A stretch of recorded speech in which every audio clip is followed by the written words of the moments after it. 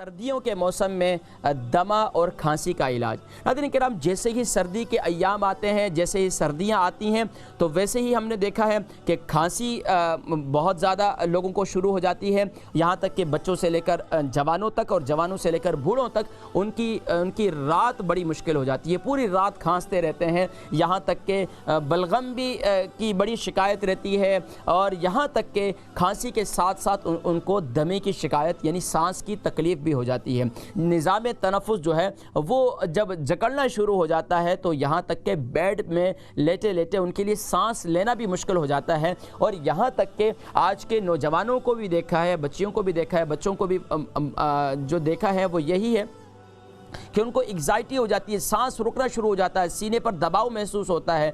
तो बहरहाल दमा इंतहाई ख़तरनाक बीमारी है और इसकी असल वजह जो है वो ज़ाहिरी बात है हमारे जो लंग्स हैं, हमारे फेफड़े हैं, ये अगर इसके अंदर ख़राबी पैदा हो जाए तो फिर ये सांस का मर्ज़, दमे का मर्ज़ पैदा हो जाता है।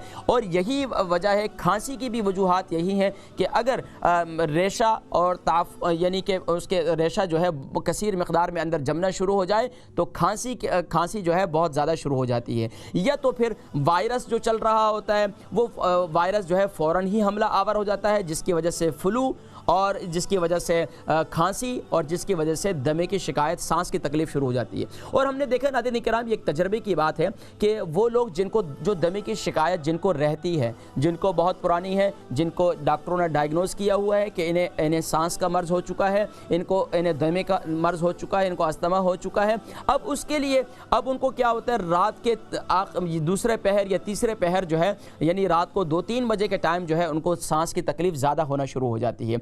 अब उसमें नाज़रीन किराम, अब ये देखें इस वक्त जो टीवी स्क्रीन पर आप पिक्चर्स देख रहे हैं, अब ये देखें जब खांसी शुरू होती है, जवानों को भी होती है, बूढ़ों को भी होती है, और वो लोग जो सिगरेट पीते हैं तो देख लें उनको कि उनके अंदर फेफड़े कैसे हो जाते हैं, उनके लंग्स कैसे हो जाते हैं। और यहाँ तक कि फिर यही लंग्स में जब ख़राब हो जाते हैं तो इसमें वो क्या नाम है, ज़ख़म हो जाते हैं, और ज़ख़म होने के बाद फिर इसमें कैंसर जैसा मर्ज़ हो जाता है।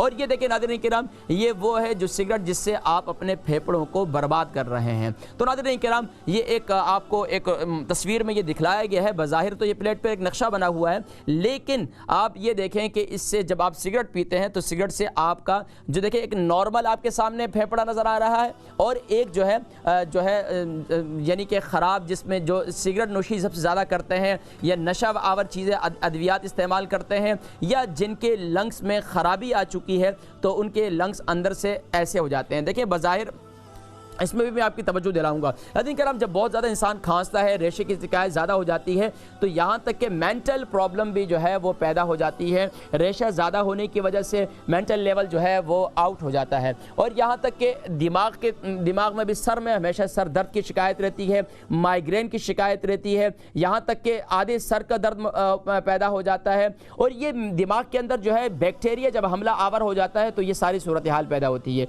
नाज़रीन किराम, ये वो धुआं है जो सिगरेट के ज़रिए आप अपने फेफड़ों को जो है उसको दागदार कर रहे होते हैं। अब धुआं जब अंदर जाता है तो वो फेफड़ों को, लंग्स को कैसे ख़राब करता है। अब हम उसके लिए क्या करते हैं, डॉक्टर्स के पास जाते हैं, डॉक्टर कहते हैं कि ठीक है भाई, अब इसको आपको अल्टरनेट यही है कि आपको इनहेलर इस्तेमाल करना होगा, लेकिन इनहेलर वो भी आपको ये इस्तेमाल करने के लिए देते हैं और आप उसे इस्तेमाल करते रहते हैं। आप कहते हैं मैं इनहेलर इस्तेमाल कर रहा हूँ, मैं ठीक हूँ। अब वो बुज़ुर्ग जो बेचारे बड़ी उम्र के हो जाते हैं, वो बेचारे खांसते रहते हैं, किसी के सामने महफिल में बैठना बड़ा मुश्किल हो जाता है। जारी बात है, खांसने की वजह से बलगम भी बाहर बस औकात आ जाती है। छोटे बच्चे हैं, मासूम बच्चे हैं, उनको भी हर वक्त सर्दी का मौसम आता है, फ्लू हो जाता है। अब वालिदैन भी परेशान हो जाते हैं कि अब छोटे बच्चे को फ्लू है, उसको क्या करें, क्या दें, क्या नहीं। तो ये एक बड़ी परेशानी की सबब बनती है।